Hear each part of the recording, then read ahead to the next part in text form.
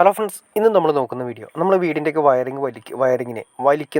വലിക്കുന്നത് എങ്ങനെയാണെന്നും അതുപോലെ തന്നെ ഈ പൈപ്പിലൂടെ എങ്ങനെയാണ് നമ്മൾ വയറൊക്കെ വലിച്ചെടുക്കുന്നത് എന്നുള്ള തോന്നൽ നിങ്ങൾക്ക് ഉണ്ടാവാം. അതെങ്ങനെയാണെന്നുള്ളതാണ് നമ്മൾ ഇന്നത്തെ വീഡിയോയിൽ കാണാൻ പോകുന്നത്. ഇപ്പോൾ ഈ കാണുന്നത് ഓരോ സർക്യൂട്ട് നമ്മൾ റൂമുകളിൽ നിന്ന് വലിച്ചിട്ടിരിക്കുന്നതാണ്. അതിന് നമ്മൾ യൂസ് ചെയ്യുന്ന ടൂള് ഒന്നല്ലെങ്കിൽ നമുക്ക് പുള്ളർ യൂസ് ചെയ്യാം, അല്ലെങ്കിൽ നമ്മൾ കട്ടൻ്റെ, അതായത് നമ്മുടെ പണ്ടത്തെയൊക്കെ കാലങ്ങളിൽ കട്ടൻ ഇടാൻ ഉദ്ദേശിച്ചിരിക്കുന്ന കട്ടൻ്റെ സ്പ്രിങ് ഉണ്ട്.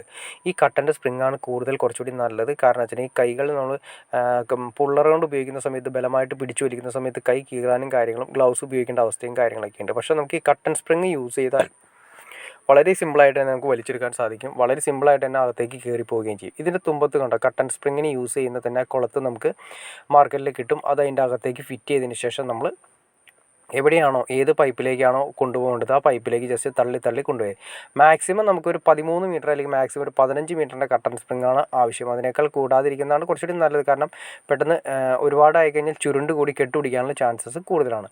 ഇപ്പോൾ ഞാൻ ജസ്റ്റ് നിങ്ങളൊന്ന് കാണിച്ചു തരാം. ഇതുപോലെ സ്പ്രിങ് എടുത്തതിന് ശേഷം നേരെ നമുക്ക് എവിടെയാണോ വേണ്ടത്, ഏത് പൈപ്പിലൂടെയാണോ നമുക്ക് കൊണ്ടുപോകേണ്ടത് ആ പൈപ്പിലൂടെ നമ്മളിങ്ങനെ തള്ളി കൊടുത്താൽ മാത്രം മതി. അത് ജസ്റ്റ് അതിൻ്റെ ബെൻഡുകൾ ഉണ്ടെങ്കിൽ മാക്സിമം നമുക്കൊരു 4 ബെൻഡ് അല്ലെങ്കിൽ ഒരു 5 ബെൻഡ് വരെ നമുക്ക് സിമ്പിളായിട്ട് പുതിയ സ്പ്രിങ് ആണെങ്കിൽ ഒരു 5 ബെൻഡ് വരെ മാക്സിമം നമുക്ക്, അതായത് 5 ബെൻഡുകളുള്ള സ്ഥലത്ത് വരെ നമുക്ക് തള്ളി കൊണ്ടുപോകാൻ സാധിക്കും. ഒരു 5 ബെൻഡ് വരെ സിമ്പിളായിട്ട് കയറിപ്പോകും. അതിനുശേഷം എന്ന് വെച്ചിട്ടുണ്ടെങ്കിൽ നമ്മൾ ജംഗ്ഷനുകൾ യൂസ് ചെയ്തിട്ടാണ് കൊണ്ടുപോകുന്നത്. അത് മെയിനായിട്ട് 4 ഒക്കെ വെച്ചിട്ടാണ് കൊണ്ടുപോകുന്നത്. പിന്നെ നമ്മൾ ശ്രദ്ധിക്കേണ്ട കാര്യം വെച്ചാൽ ഇത് നോക്കി അറിയാൻ പറ്റും നിങ്ങൾക്ക്.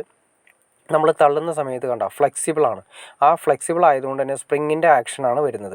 ഏത് ലെവലിലേക്ക് വേണമെങ്കിലും വളയുന്നൊരവസ്ഥയുണ്ട്. അപ്പോൾ അതുകൊണ്ട് തന്നെ ഏത് ബെൻഡ് എങ്ങനെയുള്ള അവസ്ഥയിലാണെങ്കിലും പൈപ്പുകൾ എങ്ങനെയാണെങ്കിലും കർവ് ചെയ്തിട്ടാണെങ്കിലും ഇട്ടിരിക്കുന്നെങ്കിൽ അതേ ലെവലിൽ തന്നെ പൈപ്പുകളുടെ അതേ ലെവലിൽ തന്നെ ആ ബെൻഡിൻ്റെ ലെവലിലാണെങ്കിലും സ്പ്രിങ് വളഞ്ഞ് അതിൻ്റെ മുകളിലേക്ക് നമ്മൾ തള്ളുന്നതനുസരിച്ചിട്ട് കയറി പോയിക്കൊണ്ടിരിക്കും.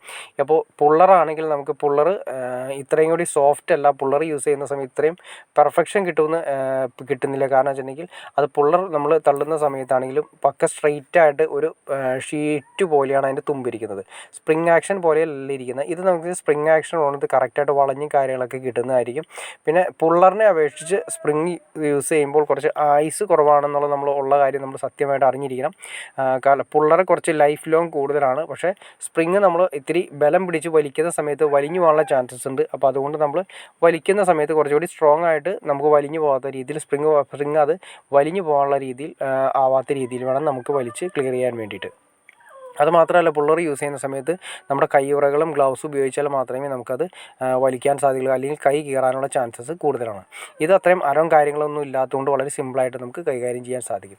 ഞാൻ ജസ്റ്റ് കാണിച്ചു തരാം നിങ്ങൾ എന്താണ് പുള്ളർ നമുക്ക് വാങ്ങിക്കുന്ന സമയത്ത് കണ്ടോ. ബെസ്റ്റ് സ്റ്റീൽ കട്ടൻ വയർന്ന് കറക്റ്റായിട്ട് കാണിച്ചിട്ടുണ്ട്. കട്ടൻ വയറാണ് നമ്മളിത് വാങ്ങിക്കുന്നത്. നമ്മുടെ ഗ്ലാസ് ഹൗസിൽ നമ്മൾ ചോദിച്ചു കഴിഞ്ഞാൽ നമുക്ക് ഈ കട്ടൻ സ്പ്രിങ് കിട്ടും. നമുക്ക് മീറ്ററിനാണ് റേറ്റ് വരുന്നത്. മീറ്ററിന് നമുക്ക് ഇതിൻ്റെ അകത്ത് കൊടുത്തിരിക്കുന്ന MRP ഞാൻ ജസ്റ്റ് നിങ്ങളെ കാണിച്ചു തരാം. ഒരു മീറ്ററിന് 20 രൂപ എന്നുള്ള രീതിയിലാണ് കൊടുത്തിരിക്കുന്നത്. 15 മീറ്ററിൻ്റെ ലെങ്ത്താണ് നമുക്കിവിടെ ഉള്ളത്. അപ്പോൾ നമുക്ക് അതുപോലെ തന്നെ 1 മീറ്ററിന് ഞാൻ നേരത്തെ പറഞ്ഞ പോലെ തന്നെ 20 റേഞ്ചാണ് MRP കൊടുത്തിരിക്കുന്നത്. അപ്പോൾ നിങ്ങൾക്ക് ഏകദേശം സ്പ്രിങ്ങിനെ വയർ വലിക്കുന്ന ഏതാണ് ഉപകരണം എന്നും അതിനെക്കുറിച്ചും എങ്ങനെ വലിക്കാമെന്ന് ഏകദേശം ഒരു ഐഡിയ കിട്ടിക്കാണെന്ന് ഞാൻ വിചാരിക്കുന്നു. ഒരു കാര്യം പറയാൻ മറന്നുപോയി.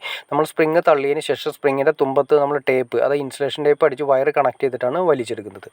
ഓക്കെ ഫ്രണ്ട്സ്, നിങ്ങൾക്ക് ഈ വീഡിയോ ഉപകാരപ്പെട്ടെങ്കിൽ തീർച്ചയായിട്ടും ലൈക്ക് ചെയ്യാൻ മടിക്കരുത്. അതുപോലെ ഷെയർ ചെയ്യാനും മടിക്കരുത്. സബ്സ്ക്രൈബ് ചെയ്യാനും മടിക്കരുത്. ഓക്കെ ഫ്രണ്ട്സ്, അടുത്ത വീഡിയോയിൽ കാണുന്നവരെ ഓക്കെ.